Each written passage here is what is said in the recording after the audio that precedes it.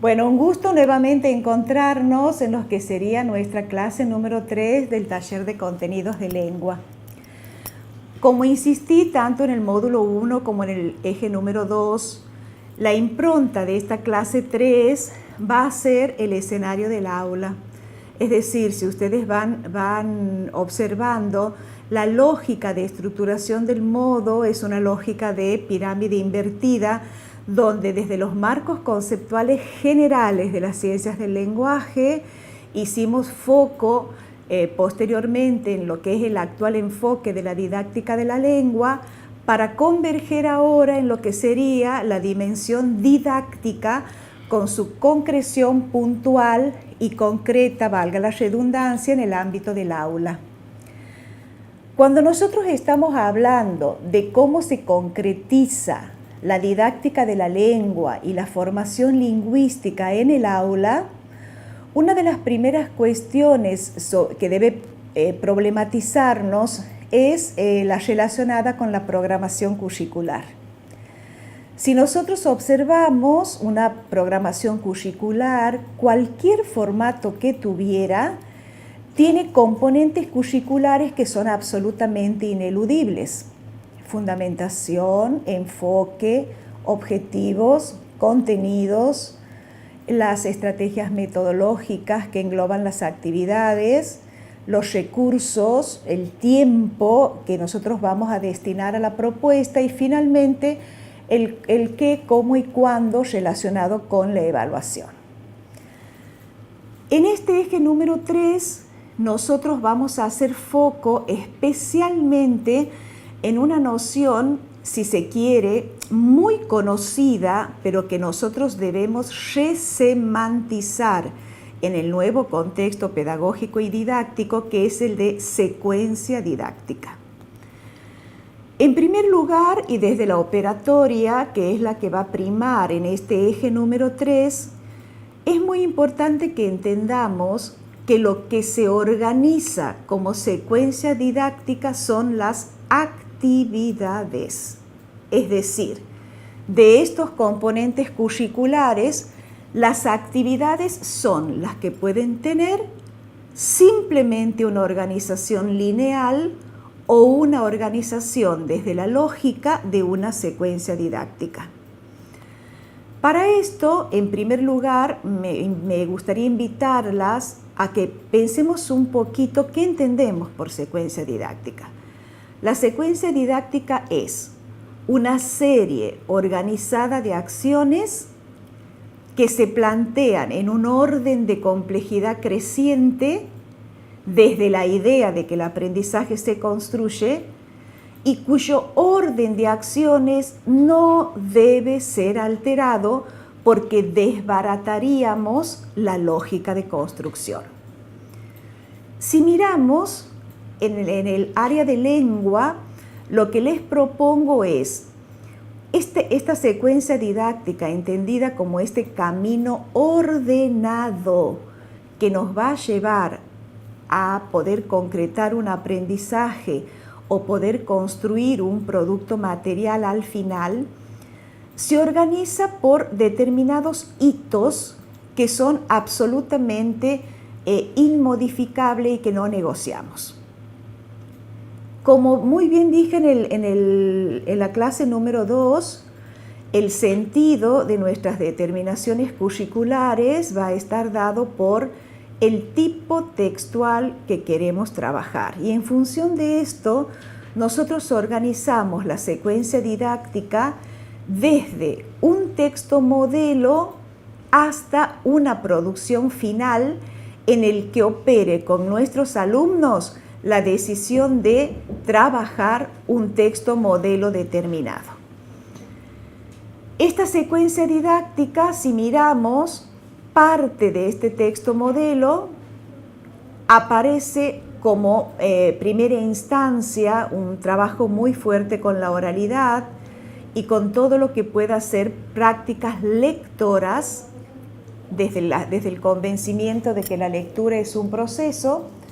Luego de agotar la lectura del texto, pasamos a trabajar una cuestión que también es absolutamente innegociable que es la caracterización del texto, para luego recién desembocar o desencadenar en lo que sería una propuesta escritora que nos llevaría a comprobar si nuestros chicos pudieron apropiarse o no de los conocimientos textuales y los conocimientos lingüísticos implicados y ponerlos en juego a la hora de la producción escrita. Vayamos por parte. Por ejemplo, para llegar a esta producción final, que es la que yo les muestro, en esta producción de una nena, si se quiere, que nos muestra su versión final de un instructivo de cepillado de dientes, aquí la pregunta estaría en cómo, en función de esta secuencia didáctica, se llegó a este producto que se plantea como la instancia final de la secuencia. Esta secuencia comenzó en el momento en que, generada por una problemática X, la señorita decide traer un texto modelo al aula desde la idea de que el tipo textual que decido enseñar es el tipo textual que mis alumnos deberán estar en condiciones de poder comprender y producir durante el transcurso de la secuencia. Como en este caso la construcción fue la producción escrita final, un instructivo sobre cómo cepillarnos los dientes, ese texto modelo que operó inicialmente fue justamente un instructivo. Desde las bondades que nos posibilita este encuentro con ustedes a través de la virtualidad, es muy importante mirar cómo este instructivo es un texto genuino, es un texto real, aparece en su contexto de circulación verdadero y en su soporte verdadero la caja de un insecticida para matar piojos. Este instructivo es importante que comience a ser, en primer lugar, encarado desde prácticas de oralidad que hagan foco en cuál es el contexto de circulación y el contexto de producción de este tipo textual. Como miran en la filmina,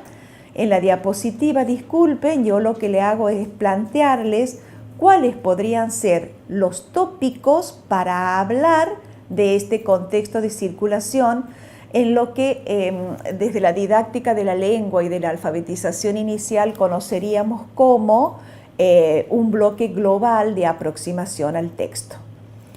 Este texto es leído desde estrategias lectoras diferentes, que son las que focalizamos en el encuentro número 2, estrategias perceptuales, estrategias cognitivas, estrategias lingüísticas, siempre haciendo la salvedad que se trate del grado que se trate, los textos modelos que se traen al aula para trabajar deben ser leídos inicialmente por el docente. Lo que debe operar son lecturas en voz alta modélicas o mediatizadas por el adulto como una forma de garantizar comprensiones lectoras. Y la invitación es también a corrernos de esta idea de que la lectura oral en voz alta no se interrumpe.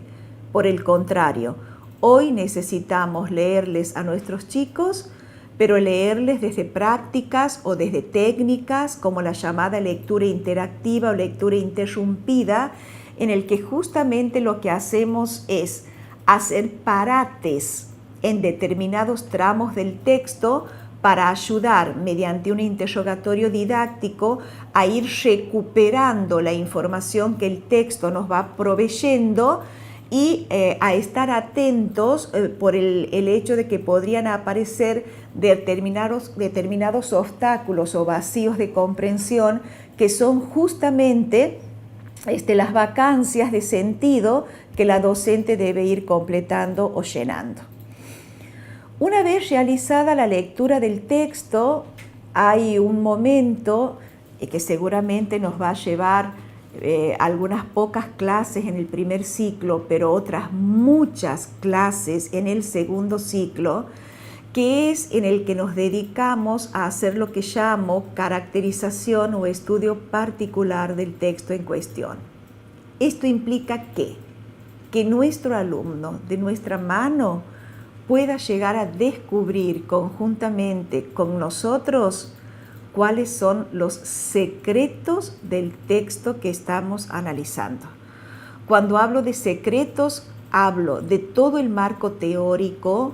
características, estilo, función social, estructuración, gramática, léxico, etcétera, etcétera, que hace que ese texto sea ese tipo textual y no otro.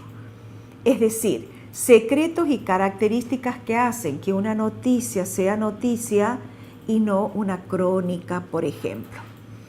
En el caso que nos ocupa y en función de la diapositiva que les estoy brindando, los aspectos que no se podrían dejar de mencionar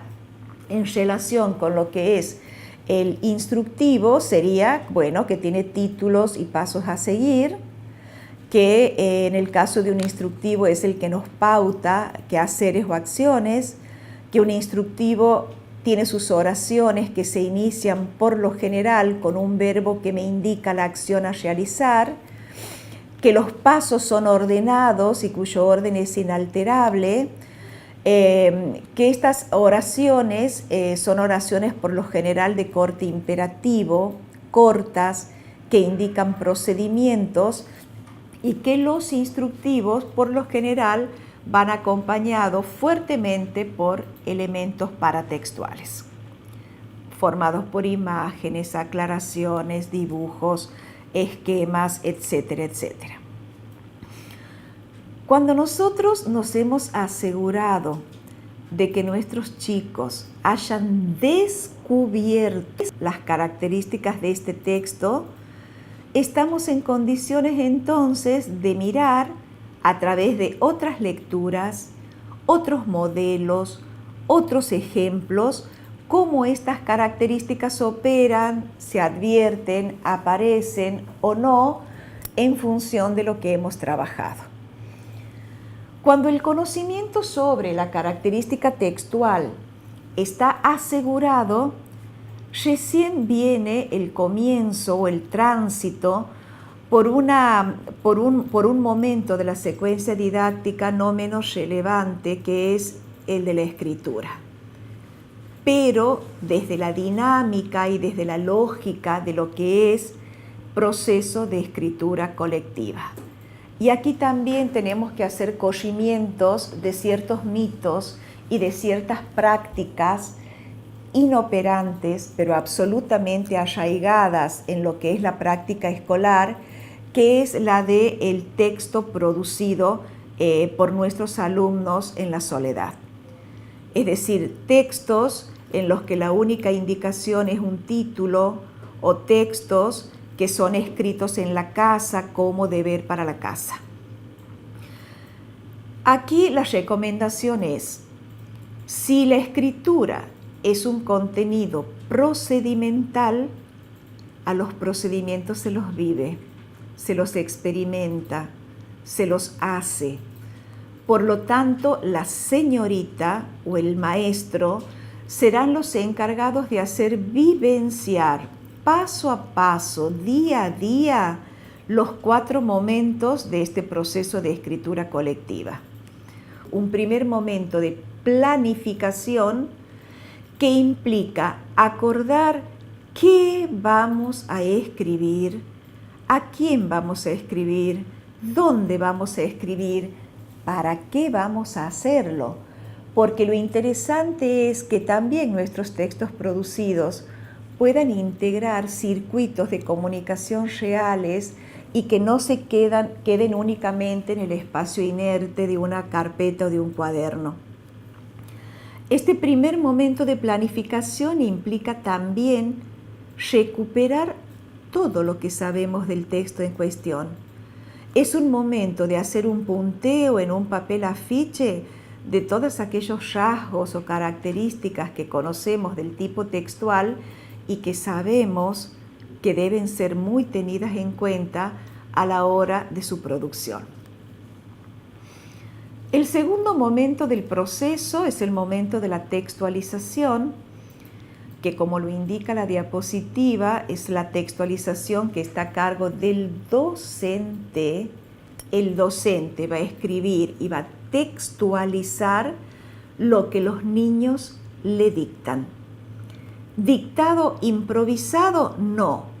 Es un dictado que surge del acuerdo construido en la instancia anterior o en el día anterior desde lo que fue el momento de planificación.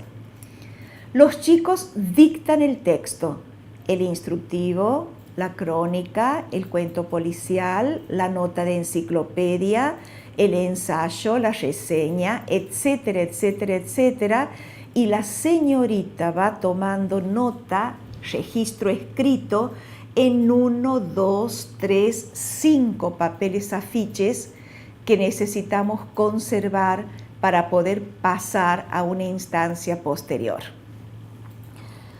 Esta instancia posterior es nada más y nada menos que la del tercer momento de escritura, que necesitamos también operar modélicamente con él y que es el momento de la revisión textual. ¿Cómo revisamos? Revisamos conjuntamente y entre todos el único texto producido que fue escribiendo nuestra señorita, pero que nosotros dictamos porque estuvimos realizando lo que se llama escritura en voz alta. Dictar un texto también es escribir. Este momento de revisión demanda de parte de la docente poner en juego todas las virtudes y las posibilidades del interrogatorio didáctico, porque lo que sí tengo que hacer es plantear desafío cognitivo a mis alumnos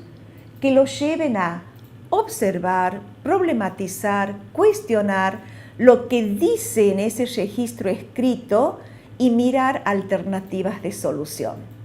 Solución que serán provocadas y que serán remediadas con la señorita y un fibrón de color en el mismo texto que se escribió en los papeles afiches. Es muy importante que aquí sepamos que desde el escritor más precario e improvisado hasta el escritor más avesado y más nutrido de experiencia, son 4 las estrategias de reformulación que cualquier escritor realiza en la tarea de revisar un texto. Podemos hacer 4 cosas. Borrar lo que no sirve, lo que está de más, lo que redunda, lo que no hace falta. Agregar detalles, información nuclear que es absolutamente importante que esté, o bien hermosear nuestro texto con algún adjetivo, con alguna expresión literaria, o agregar conectores que muchas veces solemos sentir y percibir y comprobar que el uso de conectores es una de las vacancias de escritura que por ahí más prolifera en nuestros niños. Una vez que hemos realizado agregados y que el texto nos satisface en función de esto, puede aparecer como otra estrategia de reformulación las sustituciones, que consisten en reemplazar expresiones, ideas o palabras repetidas, pero que no podemos descartar por sinónimos o por pronombres.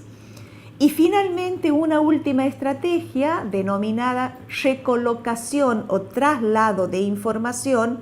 que implica darle a nuestro texto un ordenamiento determinado de manera de asegurarle una progresión temática y de asegurarle, por supuesto, cohesión y coherencia al texto. Como se observa,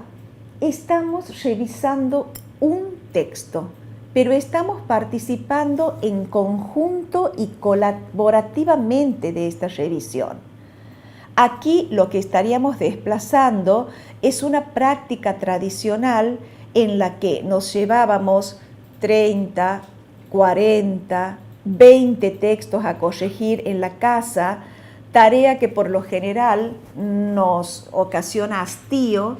y que lo que hacemos es revisar en nuestra casa y entregar a nuestros chicos sin que operen procesos de reflexión, sin que operen procesos, de reconstrucción textual que realmente generen verdaderos procesos de aprendizaje. En función de esto, la idea que es que este texto revisado colectivamente entre todos sea nuevamente problematizado desde la idea de que este texto, para que llegue a un receptor, debe ser pasado en limpio, es decir, debemos construir la versión final del mismo. Para la elaboración de esta versión final es muy importante que la señorita invite a los chicos, si ya manejan escrituras convencionales, a que este texto sea pasado en limpio. Este pasado en limpio puede operar de manos de tanto la señorita en papel afiche o en el mismo pizarrón, puesto que es esta versión final, texto pasado en limpio, sobre el que los chicos realizarían lo que llamamos escrituras significativas o copias significativas. Este es el momento en que nuestro nene, por más pequeño que sea, copia el texto en el soporte que hemos decidido que sea copiado, o nuestros chicos hagan uso de lo que serían sus computadoras, en el caso de que las escuelas cuenten con ellos, para el momento de realizar lo que sería la edición final de los textos. Recapitulando entonces, lo interesante es que advirtamos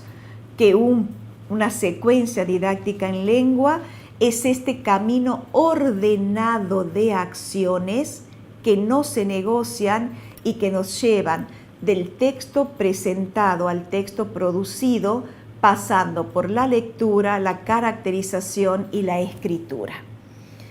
Mirar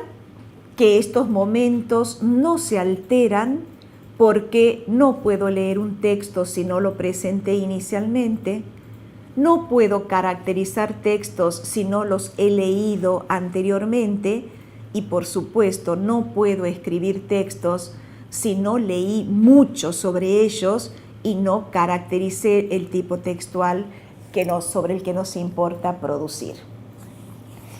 Esta cuestión de la secuencia didáctica habilita nuevas estrategias de enseñanza que seguramente nos ayudarán a paliar aquellos déficits que por lo general denunciamos y exponemos abiertamente, como son los déficits lectores y escritores. La invitación es a pensar que muchas veces no es que nuestros niños no quieren leer y no quieren escribir, sino que no pueden hacerlo,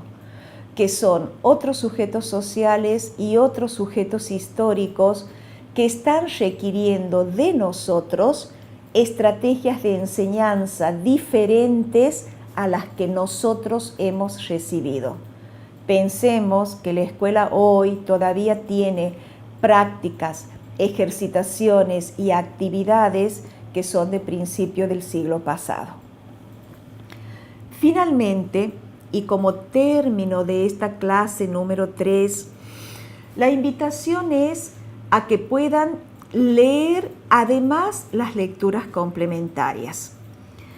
En estas lecturas complementarias hice foco especialmente